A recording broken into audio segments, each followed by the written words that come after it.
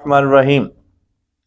رشتوں کی رکاوٹ کے حوالے سے وظیفہ پوچھا گیا کہ آپ ہمیں بتائیں کہ کون سا وظیفہ ہمیں پڑھنا چاہیے۔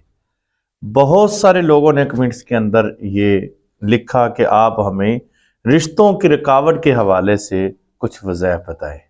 ایک ہی وظیفہ ہے اور بڑا ہی زبردست ہے۔ جب بھی رشتوں میں رکاوٹ ہو تو آپ اس کو ضرور پڑھیں، انشاءاللہ تعالی رکاوٹیں ساری ختم ہو جائیں گی۔ پڑھنا کیا ہے؟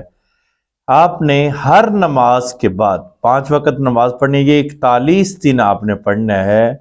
یا لطیف یا وہاب، یہ 2 لفظ پڑھنے ہیں، اور سر سجدے میں رکھ کر آپ نے سبحان ربی الاعلی، اس کو آپ نے 33 بار پڑھنا ہے۔ انشاءاللہ تعالی 41 دن کے اندر جہاں آپ چاہتے ہیں وہاں آپ کا رشتہ ہو جائے گا۔